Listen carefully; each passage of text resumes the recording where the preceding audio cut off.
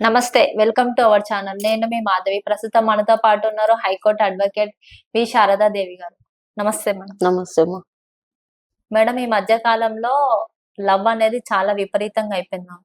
అంటే అమ్మాయిలు కావచ్చు, అబ్బాయిలు కావచ్చు. వాళ్ళ లిమిట్స్ ని క్రాస్ చేసి మరీ మితిమీరిపోతున్నారు. సో, చిన్న చిన్న డిస్టర్బెన్స్ వల్ల వాళ్ళు కొన్ని ఇయర్స్ నుంచి లవ్ చేసుకుంటున్నారు. వాళ్ళ ఈగోల వల్లనో ఎలాగో తెలీదు. బట్ కొత్త వాళ్ళు దొరకగానే మూడో వ్యక్తి ఎంట్రీ అవ్వగానే వీళ్ళతో బ్రేకప్ అయిపోతుంది. అమ్మాయి అవ్వచ్చు, అబ్బాయి అవ్వచ్చు. సో, అలాంటి వాళ్ళకు మీరేం చెప్తారు? ఇప్పుడు ఎలా ఉందంటే 11-12 ఇయర్స్ నుంచి ఒకళ్ళకొకళ్ళ అట్రాక్షన్ అనేది ఏర్పడుతుంది. అవును మ్యామ్. తల్లిదండ్రులు కూడా కొంచెం అవేర్నెస్ తేవాలి. అలా అని తల్లిదండ్రులు మామూలుగా చెడిపోరా అని చెప్పరు ఎవరు కూడా. కానీ వాళ్ళకు మన కుటుంబ వాతావరణమే గాని, మనకు ఫ్రెండ్స్ గాని ఏదైనా ఒక పేరెంట్స్ గా అలర్ట్ అయి ఉండాలి చిల్డ్రన్ దగ్గర. First number 1. అయ్యాక ఏంటంటే ఈ లవ్ అనేసి అంటున్నారు. 11 ఇయర్స్ 12 ఇయర్స్ నుంచి లవ్ అంటున్నారు. మాకు కూడా పోక్సో కేసెస్ ఎక్కువ అయిపోతున్నాయి.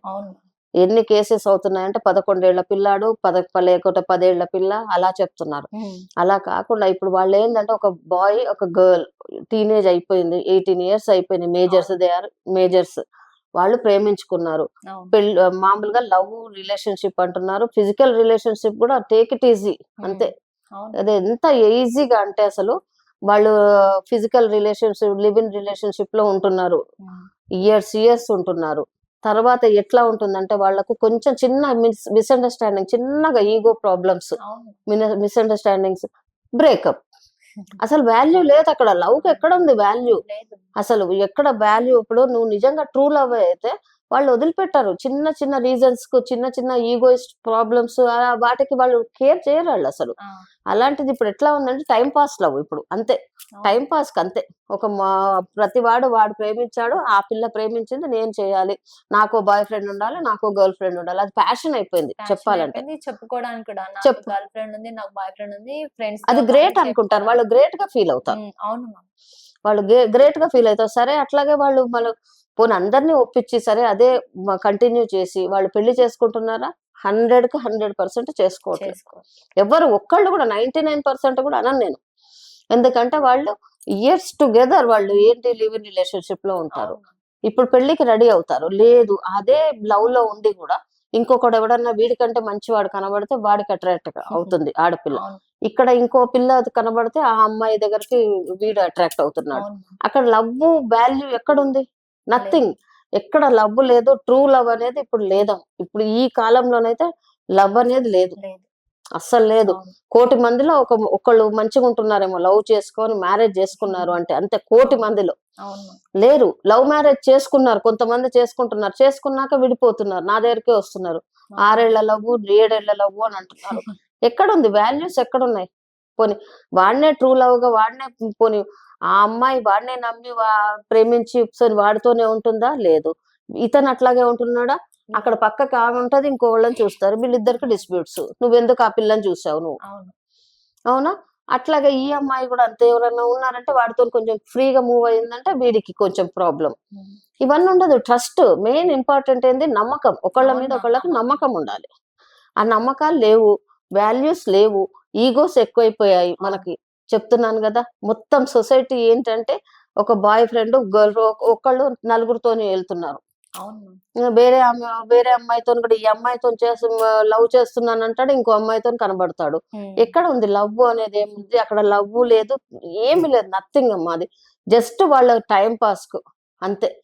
పేరెంట్స్ కూడా కొంచెం గైడ్ చేయాలి. వాళ్ళకు కూడా సెల్ఫ్ గా వాళ్ళకు కూడా తెలుసుకోవాలి. అరే మేమేంటి, మా అమ్మ నాన్న ఏంటి, మమ్మల్ని ఎందుకు చదివించారు, మేము ఇప్పుడు చదువుతున్నాం, వాళ్ళు ఎంత కష్టపడి చదివించారు, మేము ఏం చేయాలి, కష్టపడి చదువుకోవాలి, లవ్వులు ఇవన్నీ ట్రాష్ ఇవంతా అనేసి అనుకోవాలి. వాళ్ళు అనుకోవట్లేదు. అలాంటి అవేర్నెస్ అనేది ఎవరికి లేదు. ఉన్నా గానీ ఎట్లా అయిపోయిందంటే అది గుడ్డిగా అయిపోయింది. అది గుడ్డి, ఏమి లేదు అక్కడ. వాడు బాగా కనిపించాడు, ఆ అమ్మాయి బాగా కనిపించింది, ఇంతే. చిన్న వాటికి అంతే. చిన్న వాటికి వాళ్ళ ఇద్దరికి ఏదో ఒకటి వస్తుంది, బ్రేకప్ అంటున్నారు. అంటే ఇలాంటి బ్రేకప్స్ జరగకుండా ఉండాలంటే ఎలాంటి చర్యలు తీసుకోవాలంటున్నావు? అంటే ముందుగా ప్రీ మ్యారిటల్ కౌన్సిలింగ్ అనేది తీసుకోవాలా? లేదు అంటే ఇలాంటి జరిగి కొందరు మర్డర్ల వరకు వెళ్ళిపోతున్నాం, ఒకరినొకరు చంపుకునే సిచ్యువేషన్ వరకు వచ్చేసింది. సో ఇలాంటివి జరగకుండా ఉండాలంటే ముందుగా ఎలాంటి చర్యలు తీసుకోవాలి? ఇలాంటివి జరగకుండా ఉండాలంటే ఏ కౌన్సిలింగ్ అక్కర్లేదు. ఒక ఆడపిల్లకు మగపిల్లాడికి వాళ్ళకే ఉండాలి, సెల్ఫ్ కాన్ఫిడెన్స్ ఉండాలి. Self confidence. అర్థమైందా? వాళ్ళ సెల్ఫ్ కాన్ఫిడెన్స్ ఉండి నేను అతన్ని ప్రేమిస్తున్నాను, నేను మనసా వాచా కర్మణ అతనితోనే ఉంటాను, నేను మా అమ్మా నాన్నని గాని వాళ్ళ అమ్మా నాన్నని గాని సొసైటీని గాని ఎదిరించి నేను పెళ్లి చేసుకుంటానని తనకు కాన్ఫిడెన్స్ ఉండాలి. ఒకళ్ళు ఇవాళ నేను ఇస్తున్నా కౌన్సిలింగ్ ఇస్తాను, బయటికి వెళ్ళంగా దులిపేసుకుంటారు. ఆ కౌన్సిలింగ్ ఏ కౌన్సిలింగ్ పనికిరావు. ఇప్పుడు వాళ్ళకు ఉండాలి, సెల్ఫ్ గా వాళ్ళకు ఉండాలి. వాళ్ళకు ఒకళ్ళ మీద ఒకళ్ళకి నమ్మకం ఒకటి ఉండాలి.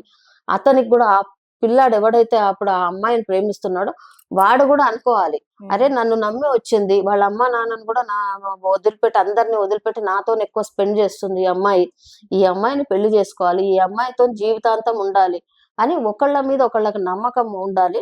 ఒకళ్ళ మీద ఒకళ్ళకు లవ్ అండ్ అఫెక్షన్ ఉండాలి. అంటే కొందరిది పేరెంట్స్ ది కూడా ప్రభావం, లేదంటే ఫ్రెండ్స్ ది కూడా ప్రభావం ఉంటుందేమో అనేసి ఇలా బిహేవ్ చేస్తారేమో అని అనుకుంటారు. ఫ్రెండ్స్ ప్రభావం ఉంటుంది. ఇప్పుడు మనం కరెక్ట్ గా ఉంటే ఫ్రెండ్స్ కాదు ఎవ్వరు దేవుడు వచ్చి చెప్పినా వినరమ్మా. నీది నువ్వు నేను కరెక్ట్, నేను చేసేదే కరెక్ట్ అనేసి అనుకొని నీ డిసిషన్ మీద నువ్వు నిలబడితే ఫ్రెండ్స్ చెడిపోరా అని అంటారు.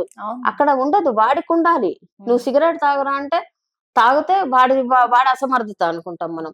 అరే నేను తాగని రానేసి అంటే వాడిది వాడుకుండాలా? సిగరెట్ తాగితే ఏంటి, నాకు తెలుసు నాకు హెల్త్ ఖరాబ్ అవుతుంది, బ్యాడ్ హ్యాబిట్ అనేది నాకు వస్తుంది అని వాడిది వాడుకుండాలి. ఒక లవ్ చేసినా గానీ అది కాదురా ఇంకో దాని దగ్గరికి వెళ్ళు అంటే అది దట్ ఈస్ రాంగ్. ఆ పిల్లాడు విన్నా గానీ వాడిది నిజమైన ప్రేమ కాదు, స్వచ్ఛమైన ప్రేమ కాదు, అది కాదన్నట్టే టైం పాస్ ప్రేమ అని మనం కన్సిడర్ చేయాలి. Okay ma'am, thank you ma'am.